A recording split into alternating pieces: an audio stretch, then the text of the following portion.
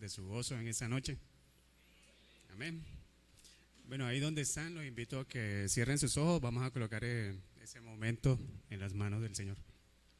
Padre Celestial, yo te doy gracias por ese día, por esa oportunidad, Señor, que nos das nuevamente de escuchar tu palabra, esa palabra que nos limpia y nos llena de vida y cada día nos hace más parecidos a ti. Te pido, Espíritu Santo, que seas tú tocando el corazón de cada uno de los que estamos aquí presentes, porque tú eres quien puede confrontarnos y cambiar nuestra vida. Bienvenido eres a este lugar, en el nombre de Jesús. Amén. Amén. Bueno, el fin de semana que pasó, tuve la oportunidad de estar en diferentes barrios de la ciudad de Cartagena. Estaba haciendo unas diligencias, pero me llamó mucho la curiosidad el ver cómo la gente todavía sigue tomando. Ya no toman solamente los sábados, los domingos, sino también lunes, martes, miércoles, jueves. Y era una triste realidad, por donde quiera que yo miraba, las personas estaban en ese ambiente. Y algo curioso es que la mayoría eran jóvenes, o sea, entre 15 o 17 años de edad, la mayoría de los que estaban en esos lugares. Los jóvenes, la comunidad ahora, yo la vi de cierta forma en un caos moral, esclavizados en el pecado, ya no pueden dejar de tomar alcohol. Se suponía que diciembre, al cual le han cambiado también el significado de las fiestas, estaba todo menos Jesús en las reuniones de diciembre. Ahora se utiliza solamente para tomar alcohol.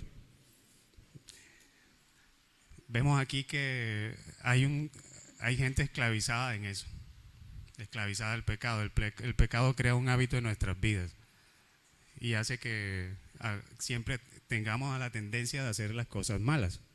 Eso es lo que hace el pecado. Pero también ese fin de semana también observé a unas personas cristianas. Digo cristianas porque estaban bien vestidos, su corbata, bueno, las mujeres la falda por acá, bueno, entrando a su iglesia. Digo que creo que son cristianos porque no todo lo que brilla es oro. Entonces, yo por ejemplo tengo unos casos cerca de mi casa, cerca del barrio, donde hay personas que dicen ser cristianos y a veces los escucho diciendo unas palabras o cosas que no hacen parte de un cristiano verdadero. Entonces yo digo, pero ¿cómo puedo decir que soy cristiano y con mis actos y mis acciones estoy demostrando otra cosa? O sea que en el pueblo cristiano también podemos encontrar esclavitud todavía en nuestros corazones. Amén. Entonces hoy yo les voy a predicar sobre el tema verdaderamente libres en Jesús. Ese es el tema de hoy. Verdaderamente libres en Jesús. Quizás aquí muchos dirán, bueno, ¿yo de qué tengo que ser libre si yo vengo a la iglesia los domingos, los miércoles, hago parte de las reuniones y de los eventos de la iglesia, diezmo, ofrendo, ayudo al necesitado? Te dirán, no, ¿de qué tengo que ser libre yo? Entonces eso es lo que vamos a aprender, porque hay cosas que aquí en la iglesia, como cristianos, y en esas me incluyo, tenemos que ser totalmente libres, no parcial. Amén. Entonces quiero que me acompañen a leer en Juan 8, del 31 al 38. Juan 8, del 31 al 38.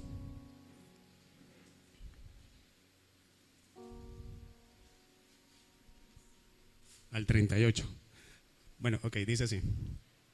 Dijo entonces Jesús a los judíos que habían creído en él: si vosotros permaneciereis en mi palabra, seréis verdaderamente mis discípulos y conoceréis la verdad, y la verdad os hará libres. El siguiente versículo. Le respondieron: linaje de Abraham somos, y jamás hemos sido esclavos de nadie. ¿Cómo dices tú, seréis libres? El siguiente versículo. El 34. Jesús le respondió: de cierto os digo, que todo aquel que hace pecado, esclavo es del pecado. Y el esclavo no queda en la casa para siempre, el Hijo sí queda para siempre. Así que si el Hijo os libertare, seréis verdaderamente libres. El que sigue. Sé que sois descendientes de Abraham, pero procuráis matarme porque mi palabra no haya cabida en vosotros. Yo hablo lo que he visto cerca del Padre, y vosotros hacéis lo que habéis oído acerca de vuestro Padre. En este capítulo de Juan, en todo el capítulo 8, ahora que lo lean en su casa juiciosamente, se van a dar cuenta de que aquí vamos a encontrar una serie de diálogos que tenía Jesús con los fariseos o líderes de la época, aquellos que decían tener la verdad en sus manos, o sea, los más estudiados, los más teólogos de la época. Lo raro que a mí me parece siempre que estos fariseos siempre vivían buscando la forma de que Jesús de una u otra forma fuera en contra de lo que Moisés había enseñado como la ley en esos tiempos.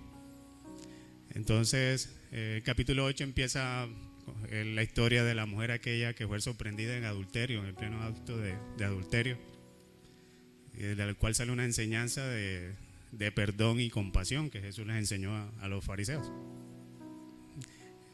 Los fariseos son aquellas personas, por ejemplo, que Dios dejó una ley y ellos de una u otra forma trataron de exagerar cada ley que Dios colocaba. O sea, le colocaban una carga aún más pesada de la que realmente Dios había ordenado. Y así a veces también nosotros actuamos en nuestras vidas. A veces nos hemos preocupado más por las cosas de forma, las cosas técnicas, las hacemos religiosamente, pero así como los fariseos nos olvidamos de la parte que tiene que ver con el corazón, porque si ellos fuesen tenido esa experiencia o ese sentir en su corazón, se hubieran dado cuenta de que Jesús era el verdadero Mesías. Pero ellos no, ellos estaban concentrados en seguir las leyes, pero aumentándola un poquito más. Si decían que había que ayunar, ellos, la palabra nos decía, bueno, tú te puedes colocar de silicio, pero ellos venían y aumentaban su realidad, se hacían sentir los pobrecitos, la cara toda despeinada, aburrido, para que los demás se dieran cuenta que estaban en ayuno. Cosas así pasaban con los fariseos. Entonces, en medio de uno de esos diálogos que tenía Jesús con los fariseos, siempre había mucha multitud. Entonces los fariseos, aprovechando la multitud como para dejar en mal a Jesús, siempre buscaban cuestionar las cosas que él enseñaba. Y en una de esas situaciones, Jesús se encuentra hablándoles, o le llamó la atención a aquellos judíos que sí creyeron en lo que él estaba hablando. Ese es el pasaje que estamos leyendo hoy. Él se está dirigiendo a unos judíos que creyeron en él y les empieza a dar unas pautas diciéndole, bueno, si creyeron, entonces permanezcan en mí, en mi palabra. Eso es lo que él dice en el 8, por favor colócame el Juan 8, 31, 32.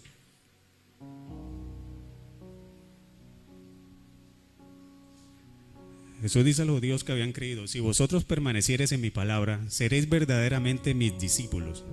Se habla de permanecer en su palabra. La palabra de Dios es despreciada por las personas que son necias, ¿cierto? Es despreciada por las personas que viven allá afuera. Ven la palabra de Dios como si hubieran unas restricciones. Les incomoda. O sea, no les agrada cuando uno empieza a hablarle de los preceptos de Dios, porque creen que de una u otra forma le estamos quitando o se le está quitando la libertad que de pronto tienen en la vida que llevan. Hay una historia muy curiosa de una abuela con la nieta. Resulta que la abuela tenía que llevar a la nieta del hospital hacia su casa porque la mamá de la nieta estaba enferma. O sea, tenía que trasladarla del hospital en su automóvil hasta su casa, y su casa estaba retirada del lugar. La abuela viene, bueno, empezó a conducir y colocó a la niña en la parte de atrás del automóvil y le colocó el cinturón de seguridad. Sucede algo muy curioso, que cuando iban a unas pequeñas cuadras, la niña se ha soltado el cinturón y se le vino por la parte de atrás del asiento del automóvil y empezó a hablarle a la abuela. Yo creo que los que tienen automóvil o han tenido esa experiencia, los niños se colocan en la parte de atrás y te empiezan a hablar, ¿cierto? Y la abuela le decía, siéntate que te puedes hacer daño. Y la niñita no prestaba atención. Volvió y le indicó, siéntate, colócate el cinturón. Y seguía sin recibir respuesta de parte de la niña. Al ver eso, ella trató de, entonces, lo que a veces hacemos nosotros: yo te doy y tú me das. Si yo te doy esto, tú me vas a dar aquello. Así a veces actuamos nosotros. La abuela le dijo, cuando pasemos por una tienda de helados, te voy a comprar un helado, pero si te colocas el cinturón de seguridad.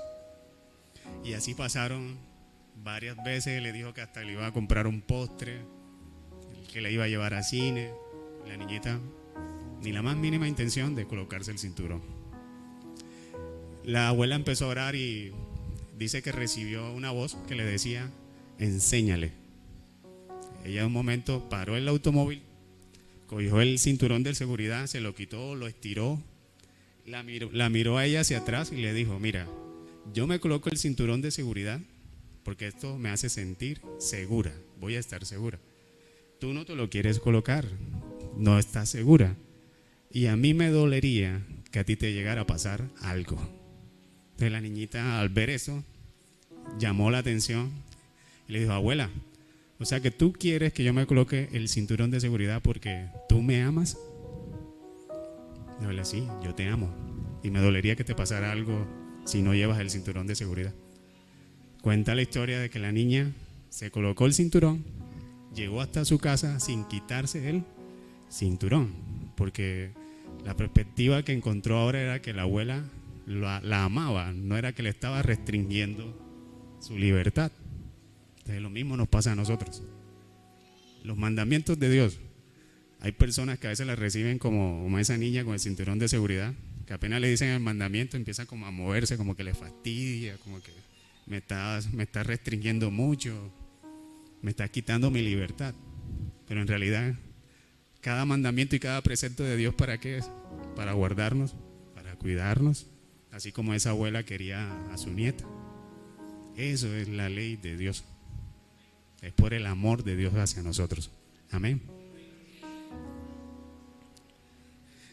Bueno, sigamos leyendo el Juan 8, 31, 32. Por favor, ahí en el video, ¿ven?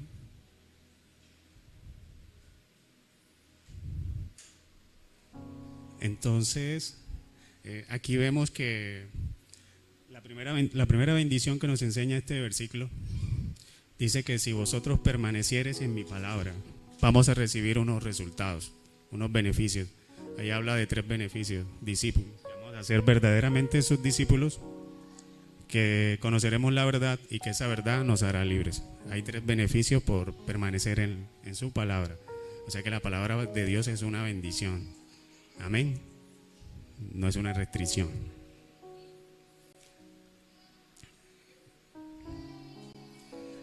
Vamos a analizar cada uno de esos resultados. El primero, si permanecemos en su palabra, dice que seremos verdaderamente sus discípulos.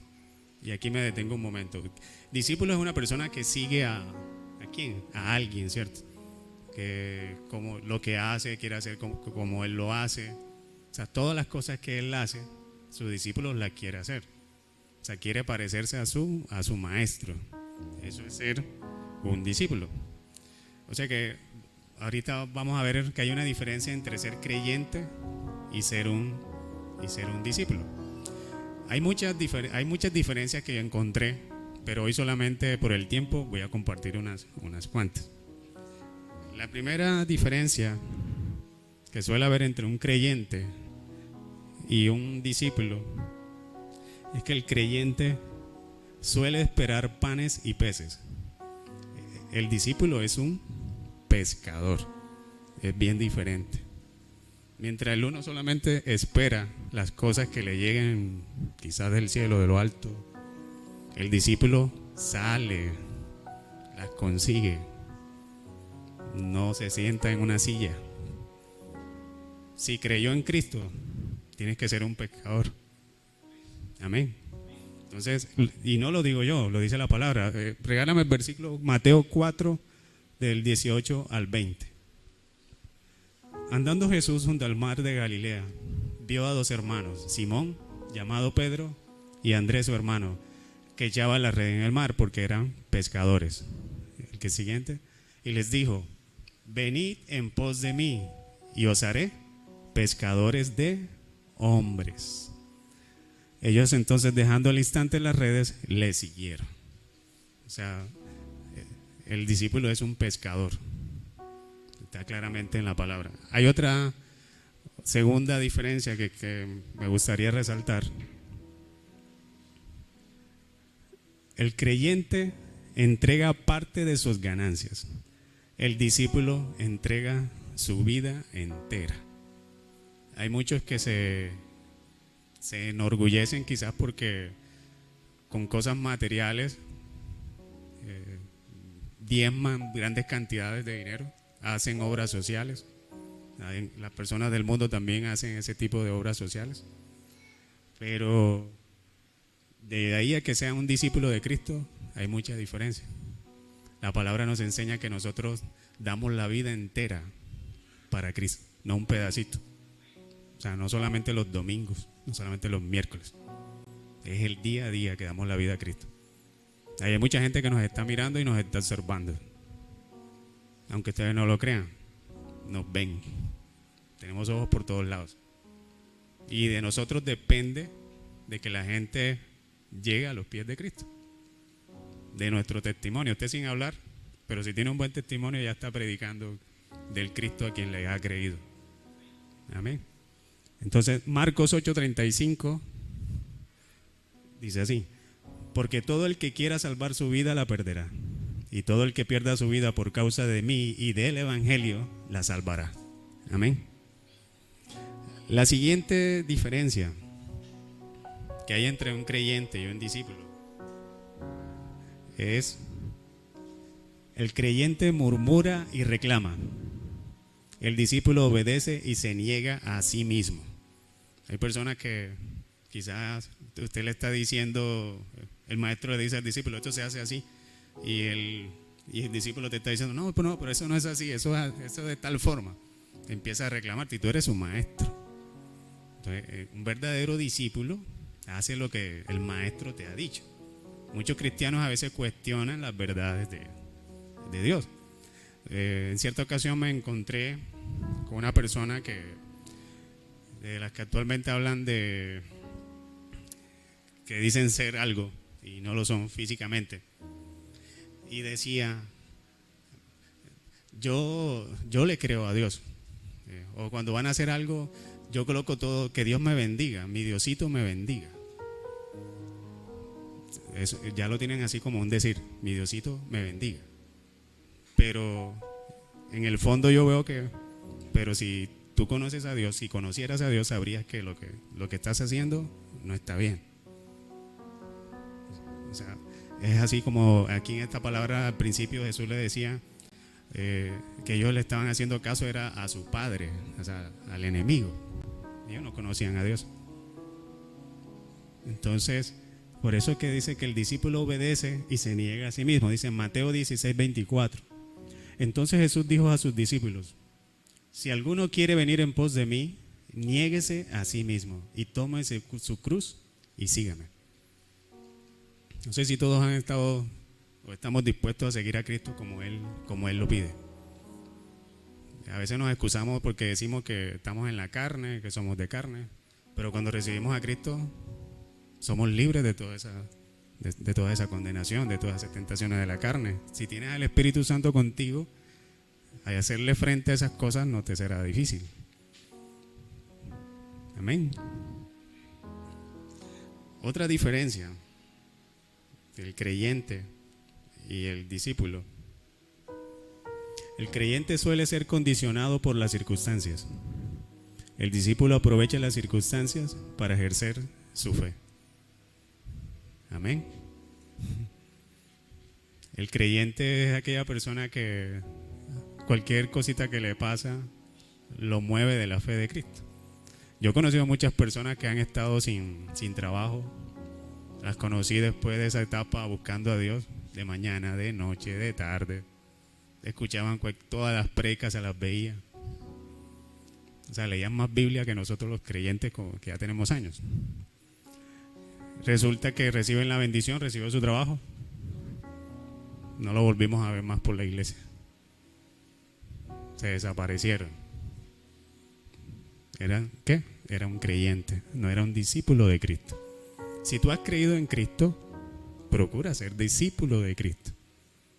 El ser discípulo de Cristo es lo que nos conlleva a todo lo que estamos hablando. A que podamos conocer una verdad y a que podamos ser libres. O sea, una cosa lleva a la otra. Esta palabra nos está diciendo que verdaderamente tenemos que ser un discípulo de Dios si quieres ser verdaderamente libre. Entonces yo creo que la iglesia y todos nosotros, y me incluyo yo también, nos analicemos y miremos si en verdad nosotros somos discípulos o somos creyentes. No sé si aquí habrá muchos que tendrán años de tal vez estar asistiendo a la iglesia, pero no se vinculan con nada de la iglesia. Entonces es algo para que podamos analizarnos nosotros mismos qué estamos haciendo. O tenemos a un Dios solamente para que nos dé cosas y cosas y cosas y ya. Aquí estamos aprendiendo que Dios nos está mandando a pescar, a actuar, que más que recibir, a dar. Amén. Otra diferencia del creyente, la siguiente. El creyente se sienta para adorar. El discípulo es una alabanza caminando. Amén. Esos son los que de pronto yo digo que por el hecho de haber venido un domingo, un miércoles, de pronto ya en sus casas o fuera de este lugar ya no adoran, ni siquiera van a sus casas ni leen la Biblia porque dicen, bueno, ya yo fui el domingo a la iglesia, ya con eso tengo. O de pronto no, ya yo me vi una prédica, ya con eso tengo y no tengo por qué, no necesito leer la palabra, así dicen, ¿cierto?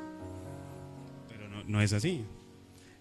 Nosotros como cristianos, hasta en nuestro caminar, andar, donde quiera que estamos constantemente alabando a Dios. Si usted va conduciendo, usted va dándole gracias a Dios. Donde quiera que esté, a donde quiera que vaya, estás adorando a Dios. Para eso fuimos creados, para adorarlo. Entonces, Salmos 34, 1, 2.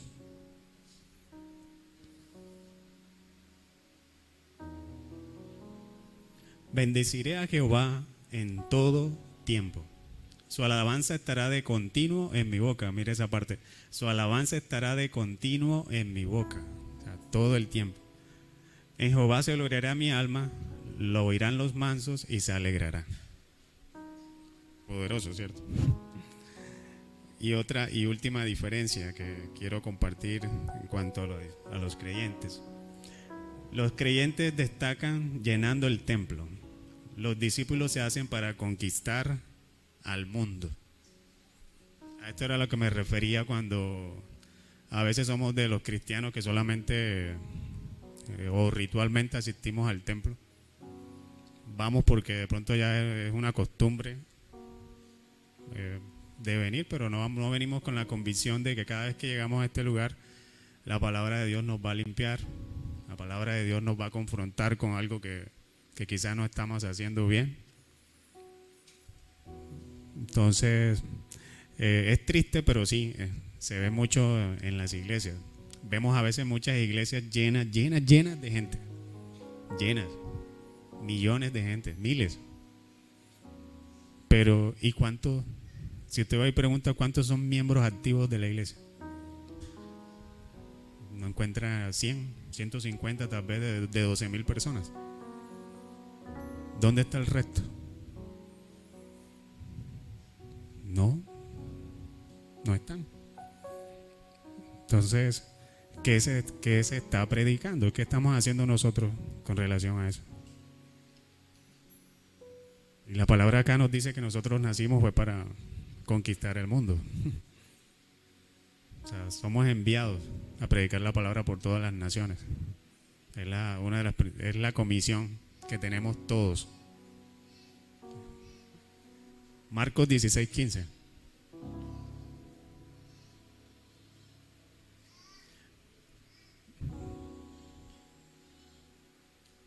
Y les dijo: id por todo el mundo y predicad el evangelio a toda criatura.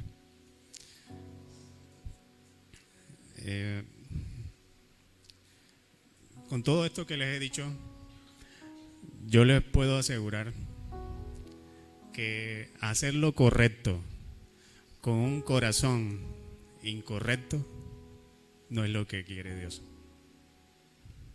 El que usted venga acá a la iglesia, el que quizá yo lo veamos de pie adorando, pero si su corazón no está alineado con Dios, no está haciendo nada.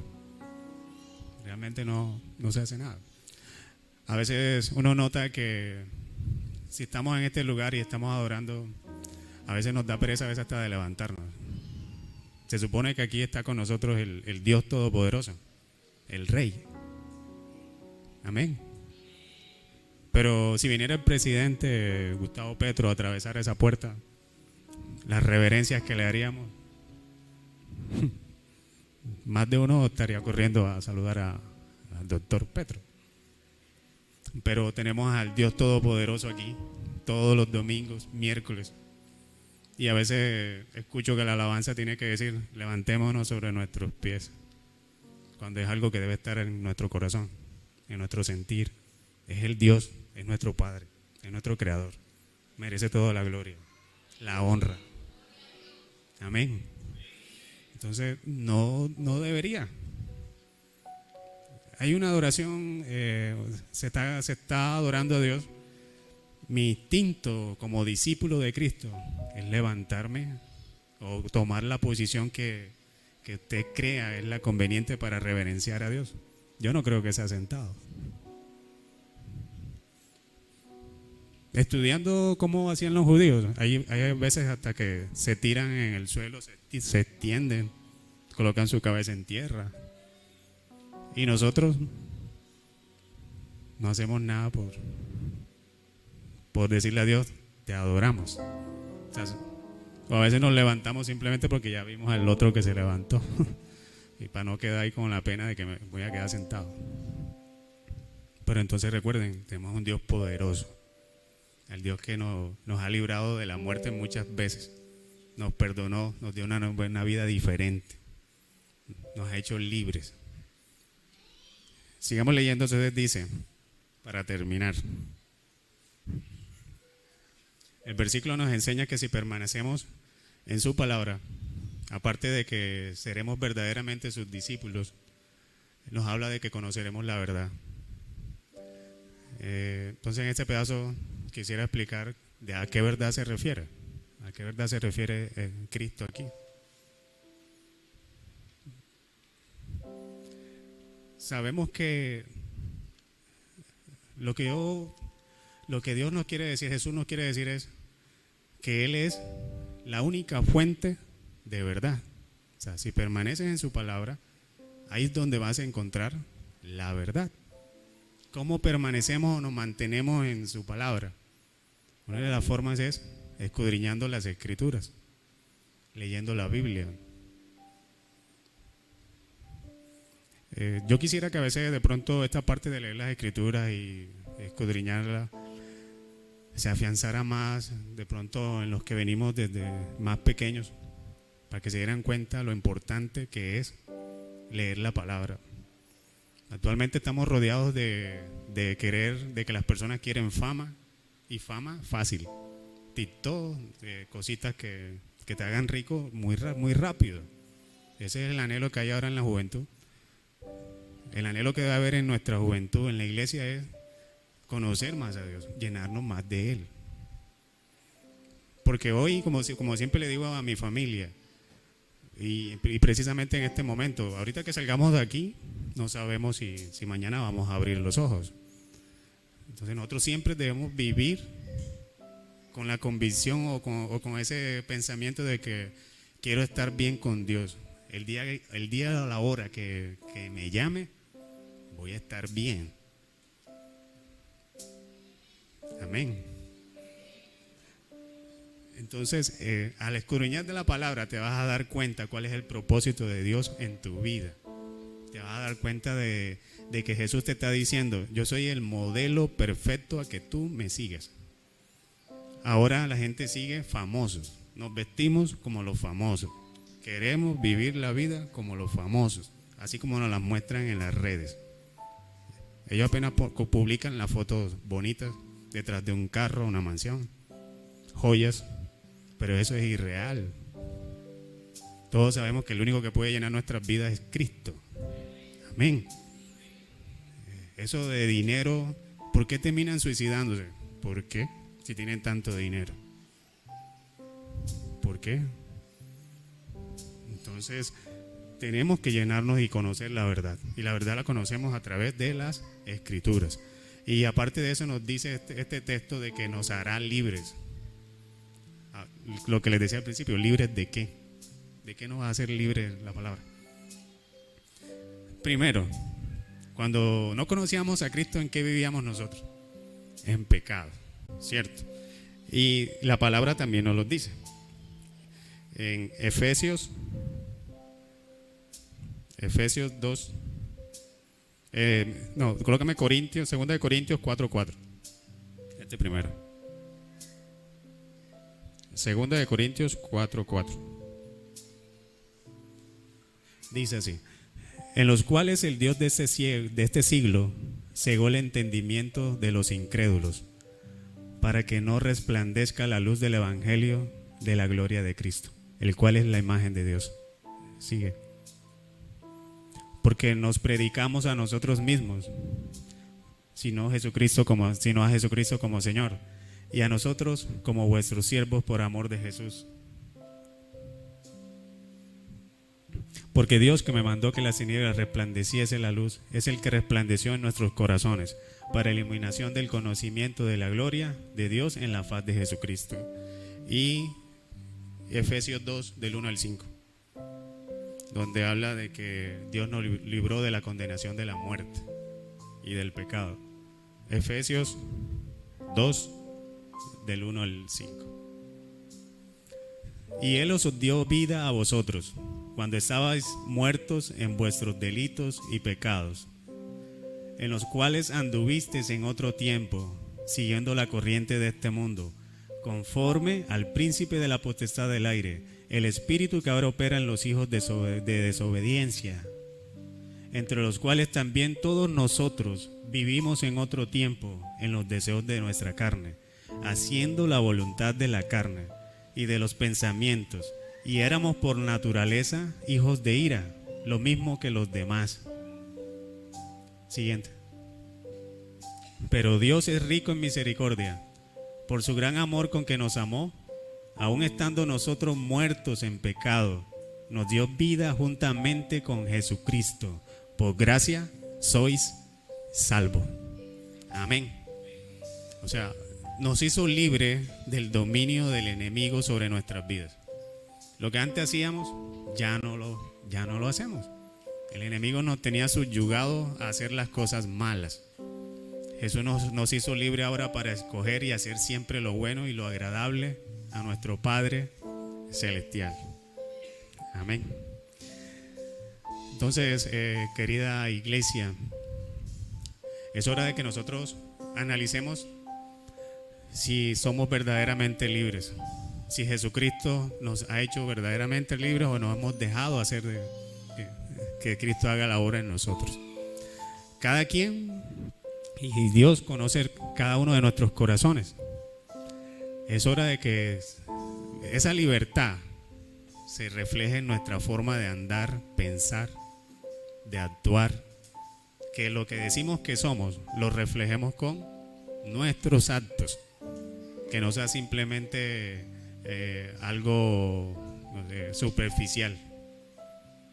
Porque, como les digo, pueden venir muy pintosos y parecer cristianos, pero si su corazón está lejos de Dios, créame que nada está pasando, nada estás haciendo.